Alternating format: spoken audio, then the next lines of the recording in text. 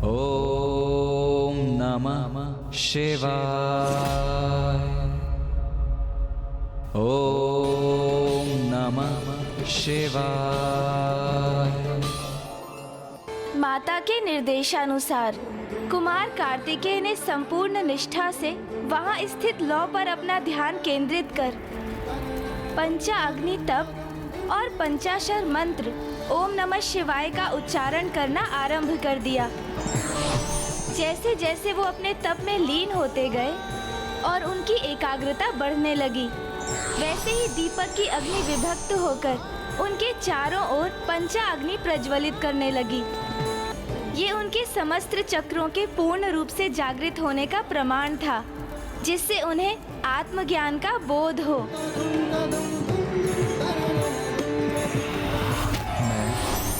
मैं परम ब्रह्म हूँ।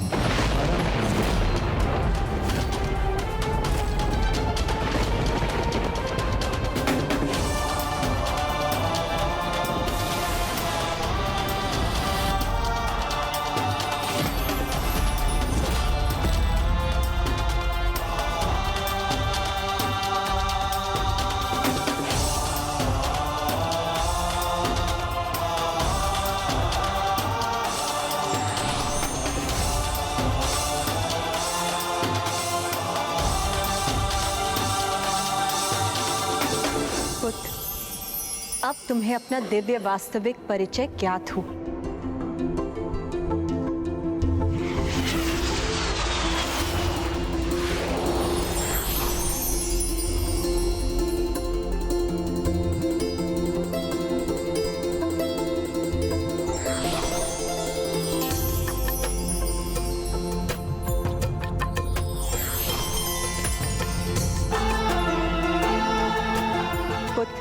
तुमने पंचाग्नि तप को सफलता से संपन्न किया और तुम्हारे समस्त चक्रों के जागृत होने से तुम मेरे एवं अन्य सभी की शक्तियां स्वीकार करने में समर्थ हो। अब मैं तुम्हें अपनी शक्ति के साथ उसके प्रयोग की विधि का ज्ञान भी प्रदान करती हूँ।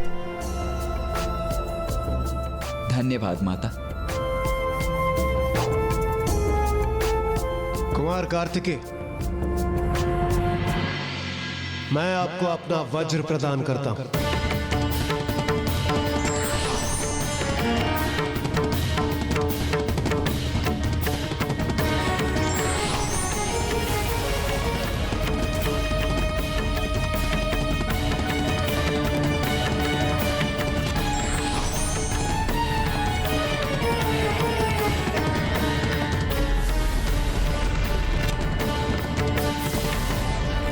मेरा ये वज्र स्वीकार कीजिए कुमार कार्तिकेय।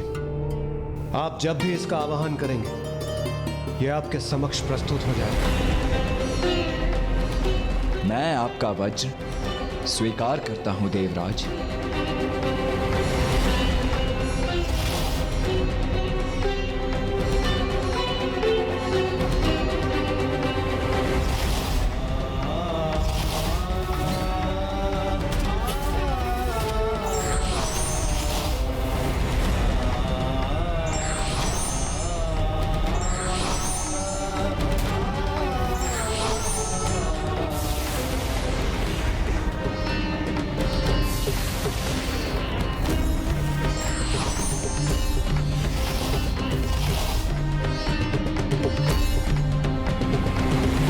तो कुमार कार्तिकेय को अपनी अपार शक्ति का आभास हो ही गया। माता पार्वती ने उन्हें अपनी शक्ति और ज्ञान दोनों प्रदान किए और हम देवताओं ने भी उन्हें अपने आयुध दिए।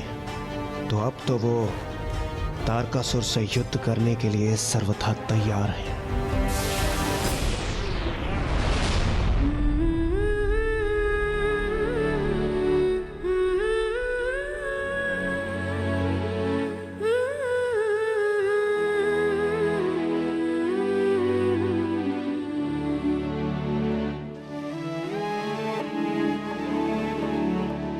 पुत्र कार्तिकेय, धन्यवाद माता।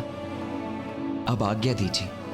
माता के बाद पुत्र के अगले गुरु उसके पिता होते हैं। मैं तुम्हें जो शिक्षा दे सकती थी दे चुकी। अब तुम्हें अपने पिताश्री से शिक्षा प्राप्त करनी चाहिए।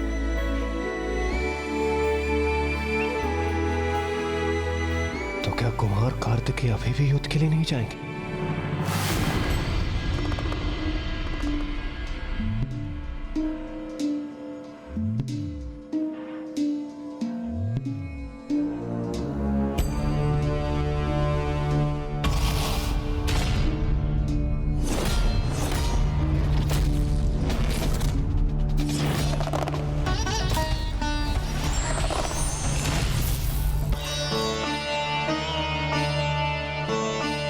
पिताश्री,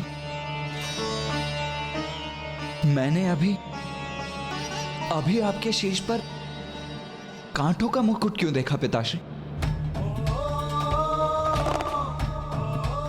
पुत्र, तुम्हारी मां से शिक्षा प्राप्त कर स्मार्ग रूप से संपन्न हो चुके हो,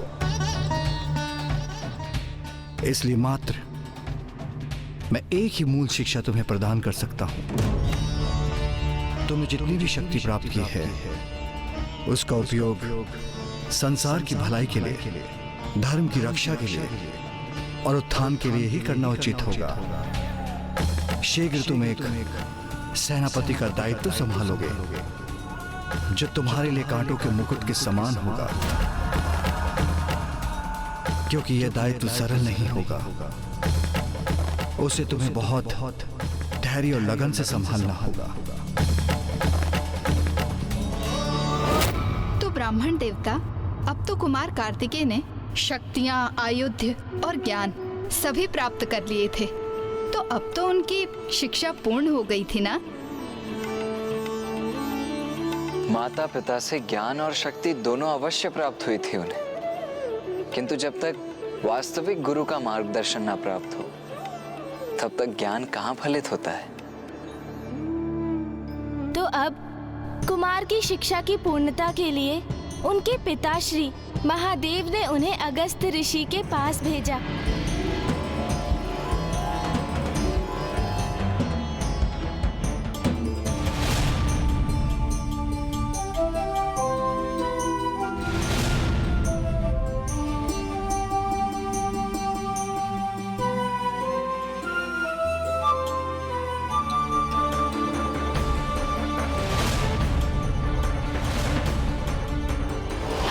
ऋषि जहाँ तपोबल के धनी है, वहीं वो युद्ध कला के भी महान ज्ञाता हैं।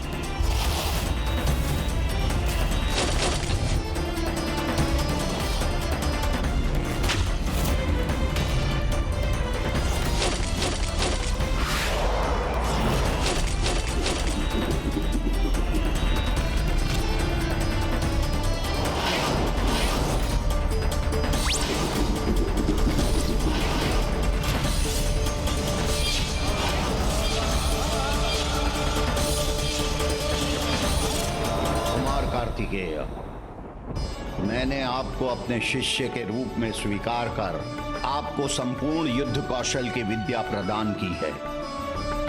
अब आप पूर्ण रूप से प्रशिक्षित हो चुके हैं, अतः आप यहां से प्रस्थान करने के लिए मुक्त हैं। इस प्रकार माता पार्वती, पिता महादेव एवं गुरुवर ऋषि अगस्त्य से ज्ञान प्राप्त कर कुमार कार्तिकेय अब देव सेनापति पद को संभालने के लिए पूर्णतया तत्पर थे। महादेव पुत्र पार्वती नंदन कुमार कार्तिकेय के देव सेनापति पद पर स्थापित होने हेतु उनके अभिषेक का शुभारंभ हो।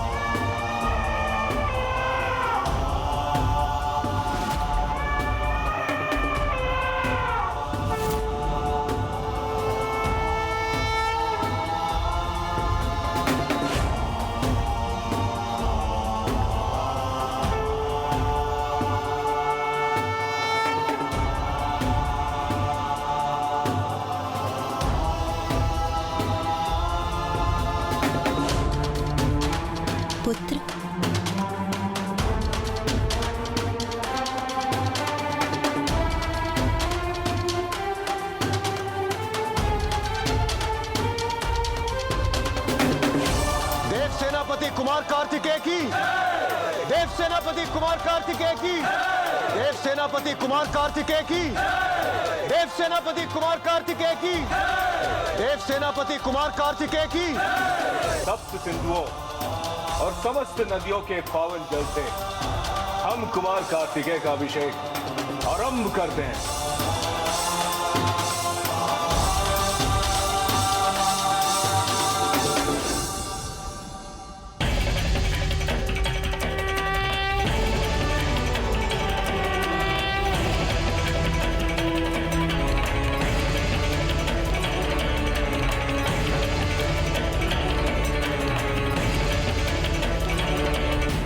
आयुष्मान भव पुत्र।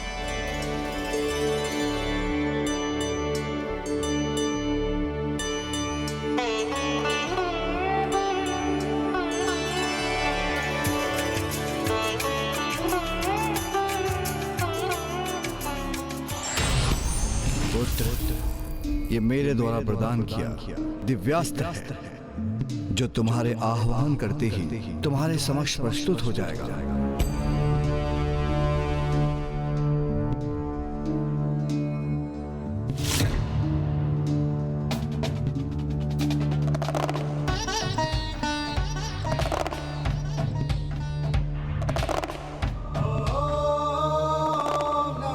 धन्यवाद पिताश्री।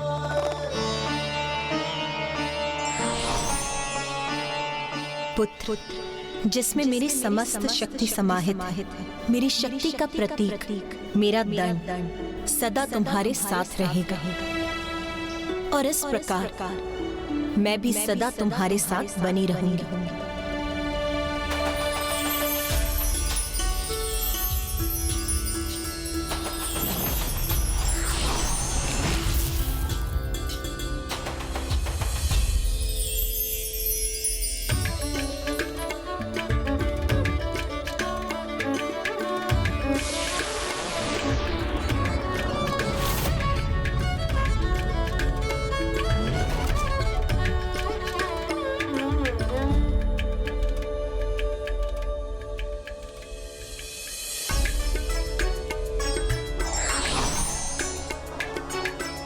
पुत्र, मैं योद्धा तो नहीं, इसलिए तुम्हें कोई आयुध तो प्रदान नहीं कर सकता, किंतु तुम्हारे लिए एक संपूर्ण सेना अवश्य प्रदान कर सकता हूं।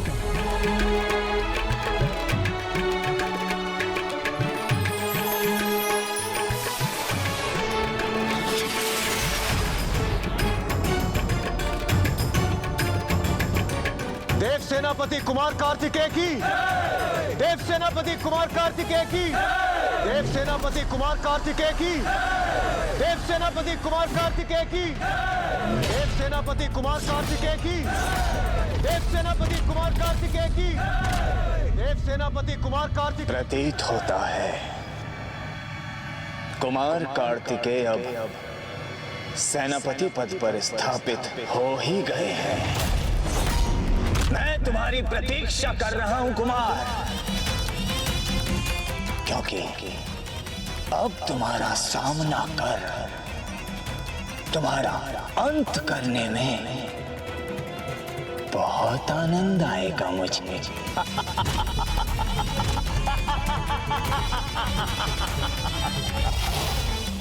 और इस प्रकार महादेव पुत्र पार्वती नंदन कुमार कार्तिकेय देव सेनापति पद पर स्थापित हुए। उनके लिए तो तारकासुर का वध करना बालकों की क्रीड़ा के समान सरल रहा होगा ना?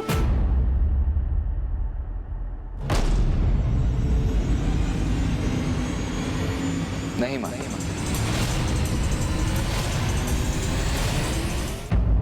तारकासुर अत्यंत शक्तिशाली त्रिलोक विजेता था।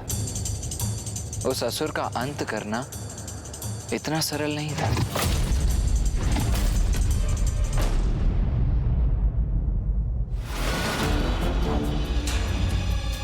इतना कुछ घटित हो गया महाराज, और आप अभी भी निश्चिंत बैठे हैं।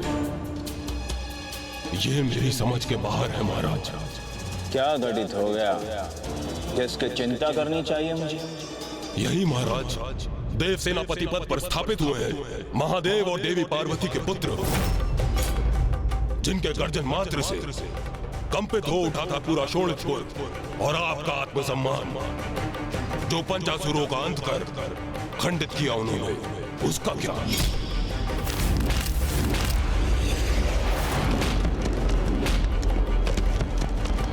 इतना ही नहीं महाराज, उनमें से एक को तो अपना वाहन भी बना लिया उन्होंने। मेरी विनती सुनिए महाराज, अभी भी समय है, सावधान हो जाइए, क्योंकि अब वो अवश्य ही यहाँ पर आक्रमण करने की तैयारी कर रहे होंगे।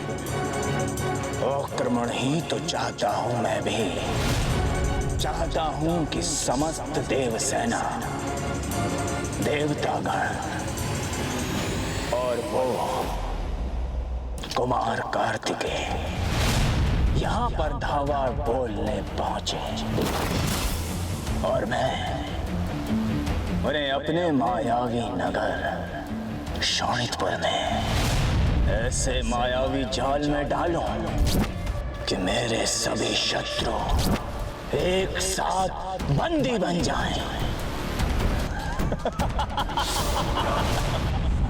एक और जहां तारकासुर युद्ध का आरंभ चाहता था, जिससे देव सेनापति कुमार कार्तिकेय एवं समस्त देवता उसकी नगरी शोणितपुर में आने के लिए विवश हो जाएं, किंतु वहीं दूसरी ओर देव सभा गहन विचार में लीन थी। गहन विचार? युद्ध के लिए अपनी रणनीति तैयार करने हेतु? नहीं माता, युद्ध नहीं। मेरे विचार से अब हमें तनिक भी विलंब किए बिना ताड़कासुर पर आक्रमण करना चाहिए। देव सेनापति, देवराज इंद्र तो अतिशीघ्र युद्ध चाहते हैं। अब निर्णय आपको लेना है कि इस विषय में आपका क्या विचार है।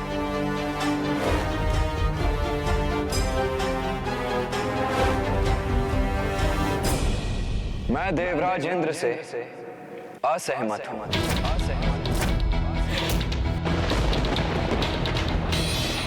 धृष्टता क्षमा करें देवराज, किंतु युद्ध कोई बाल्य क्रीड़ा नहीं। युद्ध में विजय चाहे किसी की भी हो, किंतु उसका परिणाम सदैव भयंकर जनसंहार ही होता है। प्रत्येक युद्ध के पीछे किसी राजा का अहंकार एवं हठ होता है। एक के हठ के कारण अनेकों सैनिकों का विनाश सर्वथा अनुचित है। इसीलिए जब न्याय और धर्म की सत्ता स्थापित करने का कोई और मार्ग शेष न रहे, तभी एक अंतिम उपाय के रूप में युद्ध किया जाना चाहिए। मेरे विचार से हमें युद्ध के पूर्व एक दूत के माध्यम से ताड़कासुर को शांति का प्रस्ताव भेजना चाहिए। हमें एक ऐसा दूत भेजना होगा जो शांत और सौम्य व्यक्तित्व का स्वामी है, जिसे देखकर ताड़कासुर आशंकित न हो उठे। इसके लिए तो सर्वथा उपयुक्त होंगे गंधर्व राजकुमार हंसराज। प्रणाम त्रिदेव। मेरे और मेरे समस्त गंधर्व समाज के लिए यह परम सौभाग्य की बात होगी कि मैं आपका दूत बनूं, देव सेनापति कुमार कार्तिकेय।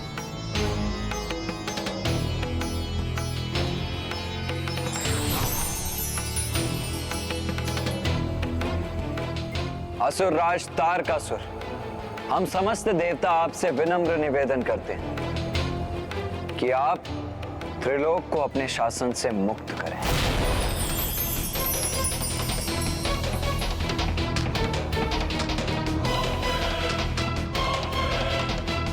हमारा ये प्रस्ताव है कि शोणितपुर आपके अधीन रहेगा, किंतु आप देवताओं के किसी कार्य में, यज्ञ आदि में कोई बाधा नहीं डालेंगे। स्वर्ग पर पुनः देवराज इंद्र का स्वतंत्र अधिकार स्थापित होगा। वह आपके अधीन नहीं रहेंगे। स्वर्ग आपके सेना नायकों से रिक्त होगा। समस्त देवताओं को पुनः अपने लोकों का स्वामित्व प्राप्त होगा। यदि आप ये स्वीकार करेंगे तो आपको अभयदान देंगे देव सेनापति कुमार कार्तिकेय, अथवा फिर युद्ध ही अंतिम समाधान होगा। असुरराज तारकासुर, मैं आपकी ओर से देव सेनापति कुमार कार्तिकेय के लिए क्या सूचना लेके जाऊं?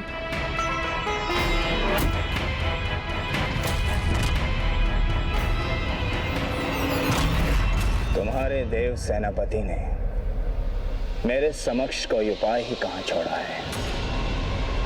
उचित है तो जाओ और जाकर कह दो अपने देव सेनापति से कि हमारे पास भी उनके लिए एक संदेश है।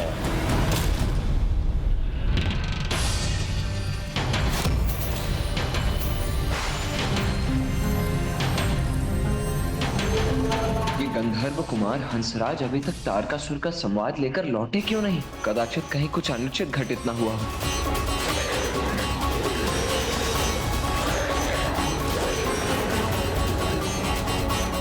ये तो कोई असुरी पक्षी प्रतीत होता है। इसने अपने मुख में क्या पकड़ रखा है?